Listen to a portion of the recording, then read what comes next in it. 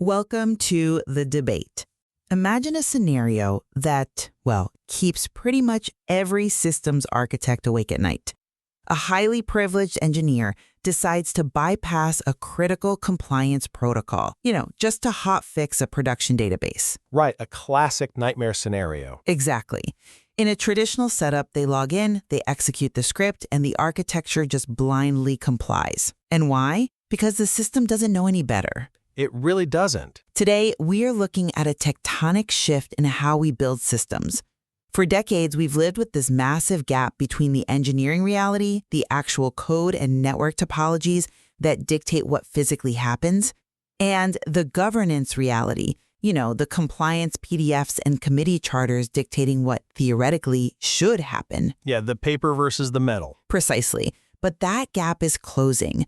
We are witnessing the operational rollout of NWAF. And for those listening who have been following the theoretical white papers, NWAF, the Networked Workload Accountability Framework, has officially transitioned into public operational altitude.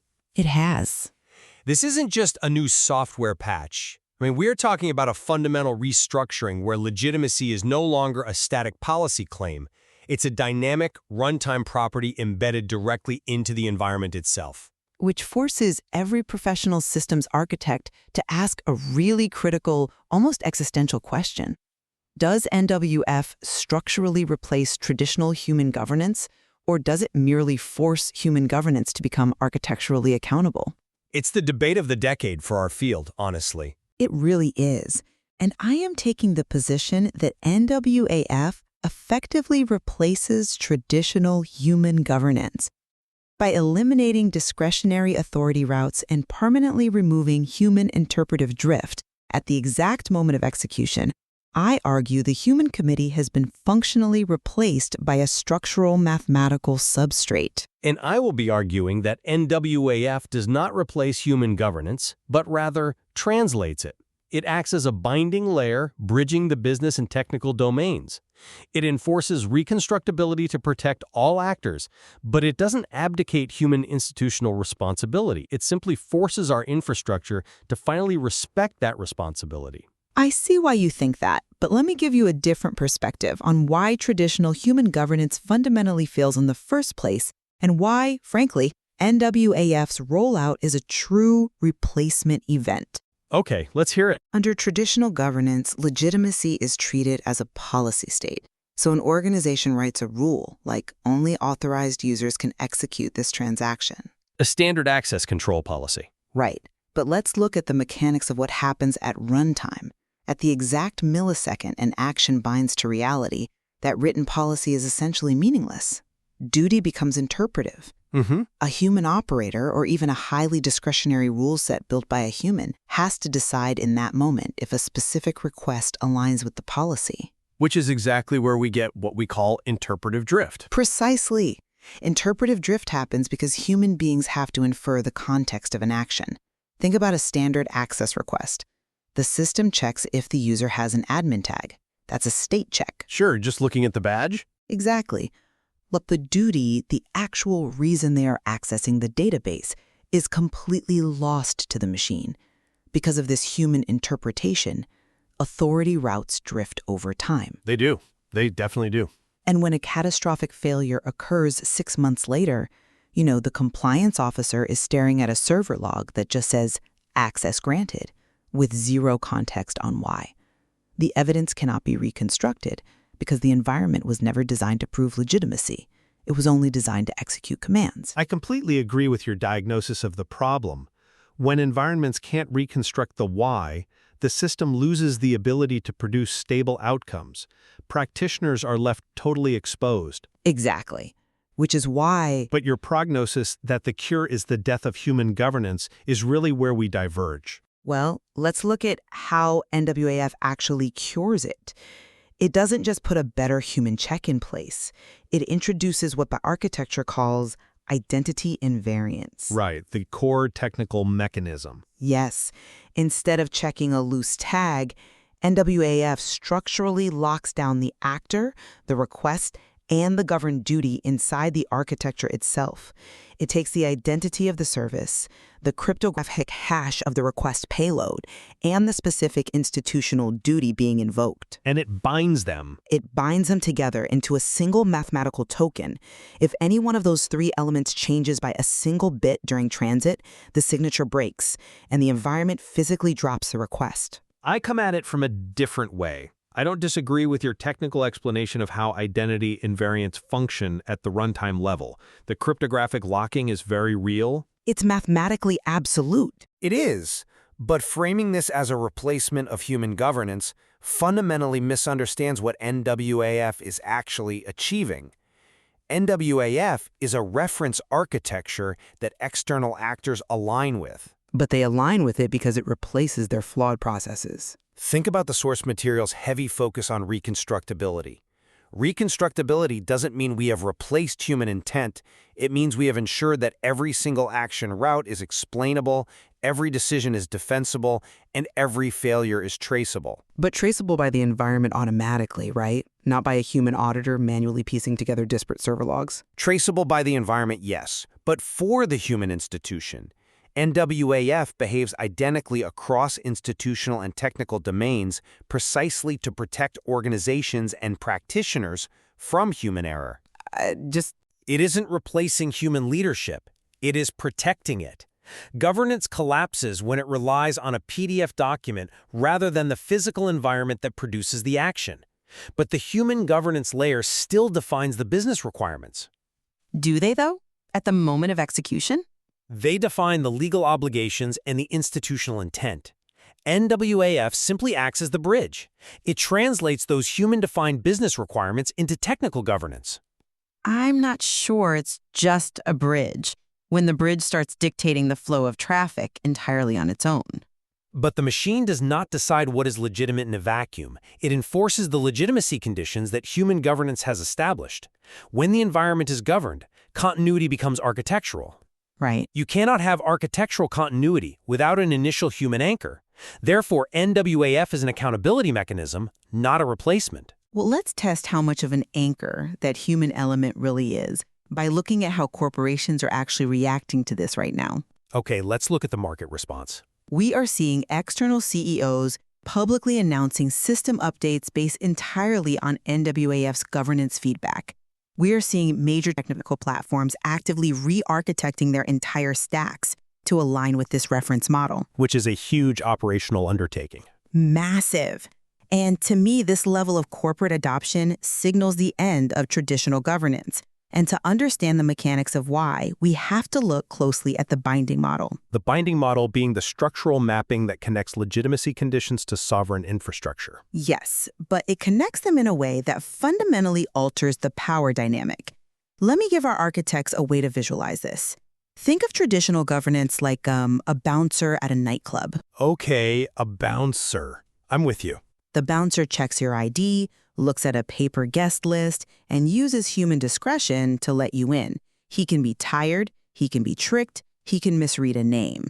That is our current routing protocol, slow, subjective, and prone to drift. Sure. NAWF's binding model is not a better bouncer, it is a molecular keycard. The door itself simply does not possess the physical capability to open unless the structural math of the card perfectly aligns with the atomic structure of the lock at the exact millisecond of the request. That's a dramatic way to put it. But it's accurate. The bouncer isn't helped by this new door. The bouncer is fired. The human is replaced. The runtime behavior isn't governed by a policy. It's governed by cryptographic physics. I'm sorry, but I just don't buy that. Let me tell you why. Your analogy actually proves my exact point. Who built the lock? Well, the system architects? Who defined the molecular structure that the keycard has to match? The human business leaders did. The nightclub owner. You are looking at the fact that the bouncer is gone and saying, human governance is dead. Because the operational layer is entirely automated now. But I'm looking at the lock and saying, finally, the human owner's rules are actually being enforced. You are looking at corporate alignment and calling it adoption of a system that replaces their authority. But the source text is explicit here. This is not adoption, it is recognition. Recognition of what, exactly? Recognition that client readiness is no longer just a milestone on a project roadmap. It is a structural condition. Technical platforms are recognizing this condition to bridge business and engineering governance, not to erase the business side. I mean, for decades, systems architects built environments that were completely agnostic to the business's governance. A developer could SSH into a production server and execute a command that entirely violated a legal compliance policy, and the architecture would happily execute it because it didn't know any better. Exactly, which is why the architecture had to step in and take over the legitimacy check. It had to become smart. But NWAF ensures the architecture does know better by binding the human-defined duty to the execution. That is not the death of human governance. That is its ultimate triumph. Triumph is a strong word for firing all the human operators. It is human governance finally achieving enforcement parity in the technical domain. The binding model ensures that identity boundaries and authority gates are bound to real-world human institutional authority. I think your view of human governance is overly romantic, frankly. Romantic? I'm talking about structural liability. You're saying human governance is triumphing because the machine is finally listening to it. I'm saying the machine has had to take over because human governance inherently fails at scale. Let's move this from the theoretical architecture of the corporate boardroom directly to the real world. Let's talk about the impact on ordinary citizens. I think this is where the stakes become incredibly real for the architects building these systems. They do, because in traditional human systems, when a complex technical environment makes a decision, let's say an automated denial of a healthcare claim or a sudden resource allocation that cuts off a neighborhood's power, and something goes wrong, the ordinary citizen is powerless. Because they have no visibility. They have absolutely none. They are facing an outcome produced by a black box environment. In the old model of human governance, that citizen needs a massive human safety net just to fight for them. Right, the lawyers and auditors. Exactly. They need lawyers, they need advocates, they need compliance committees to launch a massive investigation, subpoena server logs, and spend months trying to reconstruct what happened. Because the environments themselves were non-reconstructible. The logs were disparate, and the context was missing. Exactly. Most systems cannot explain the why behind their own decisions, but NWAF enforces reconstructibility as a structural property. Through those identity invariants we talked about earlier, every single action route becomes mathematically explainable. Every decision becomes defensible. Every failure becomes traceable down to the exact governed duty that was invoked. And because NWAF behaves identically across institutional and technical domains, requiring no contextual adaptation, it completely replaces that human safety net. Replaces it or empowers it? It replaces it. It protects ordinary people by ensuring outcomes are structurally defensible without requiring external expertise or advocacy. The citizen doesn't need a lawyer to argue about interpretive drift or human error. Wait, you think lawyers are just going to disappear? For this specific phase of discovery, yes. The environment automatically produces what the framework calls admissible execution at scale. The structural guarantee replaces the human advocate because the math is undeniable. That's a compelling argument, but have you considered that the structural guarantee doesn't replace the advocate, it simply gives the advocate the admissible evidence they've always lacked? How so? You are absolutely right that when environments are non-reconstructible, ordinary people face outcomes that cannot be defended. That is a catastrophic failure of architecture. But the protection NWAF offers comes specifically from reconstructibility acting as a translation layer. But the production of that trace, the immutable cryptographic log, is a purely environmental condition. It requires zero human input at runtime. The production of the trace is environmental, yes, but the justice that results from it is profoundly human. NWAF doesn't replace the need for human justice or human oversight. It converts complex, black box decision chains into admissible evidence. Right, but admissible evidence that proves the case instantly. But we have to ask, admissible to whom? To human institutions, to courts, to regulators, to oversight boards. Previously, an ordinary person couldn't hold an institution accountable because the institution itself didn't know why a system executed a specific action. The data was lost in that interpretive drift. Right, the bouncer forgot why he left the person in. Exactly. By enforcing identity invariance inside the environment architecture, ensuring the actor, the request, and the duty remain intact at the moment of action, NWAF gives citizens the exact structural proof they need. Yes, the cryptographic proof. It stabilizes identity so that when a failure occurs, the trace is mathematically undeniable. But it doesn't eliminate the need for human advocacy. It finally arms the citizen with the unassailable truth they need to hold human institutions accountable. It proves that the institution violated its own stated parameters. But if the evidence is mathematically undeniable, the need for subjective human advocacy approaches zero. I disagree. Interpretation of harm still requires humans. If legitimacy is determined by what the environment can prove cryptographically, rather than what an organization claims in a charter, then the organization's retroactive claims no longer matter. The environment's proof is the beginning and the end of the inquiry. It's the beginning of the inquiry, certainly not the end. Think about the regulatory momentum we are seeing around identity authority corridors. Cross-sector alignment is happening precisely because leaders recognize that NWF resolves structural conditions that human capability simply cannot address. It resolves the execution flaw, not the moral liability. But you said earlier that NWAF translates business governance into technical governance. If the technical governance operates with perfect reconstructibility and zero interpretive drift, the business governance becomes a vestigial organ. It's an appendix. That is quite the leap. We don't need the human compliance officer if the binding model natively ensures that runtime legitimacy only emerges when identity, authority, and duty are structurally bound at the millisecond of execution. The system basically governs itself. I think you are conflating the execution of an action with the legal responsibility for that action. Let's look closely at the client-ready substrate.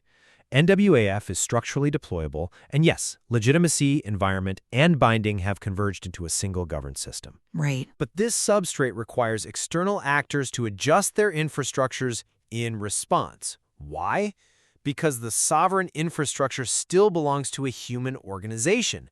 Senior leaders are adjusting their technical platforms in response to NVF's governance feedback precisely because they remain legally liable. They are liable, but they are no longer in control of the runtime execution. The binding stabilizes runtime authority, but that authority originates from a human legal framework. NVF produces governed execution under real-world conditions, preventing the interpretive drift that plagues human operators. Exactly. But if a structurally perfectly executed action still results in harm, say a perfectly authorized, mathematically verified algorithm legally denies a loan, the admissible evidence allows human society to evaluate the original policy intent. NWAF makes the legitimacy substrate audible and visible, but it is humans who are doing the listening and the looking. I want to pull back and look at the synthesis of what we're really debating here, because as NWAF consolidates all these structural components to stabilize execution at scale, the implications for professional architects are staggering. They truly are. It changes the entire day-to-day job of an architect. My stance remains that NWAF is a replacement event. By removing interpretive drift, eliminating discretionary authority routes, and locking down identity invariance at the runtime level, NWAF has successfully turned legitimacy into an environmental condition. It has proven that governance no longer needs to be a human interpretation sitting in a PDF. It can be a fully structural architectural substrate that executes relentlessly, logically, and without human interference. And my stance is that NWF is the required layer for defensible execution, not an abdication of human intent. It stabilizes identity and enforces reconstructibility across borders and technical domains. Right. Ultimately, it serves as the ultimate binding layer, the critical bridge between human business governance and technical engineering.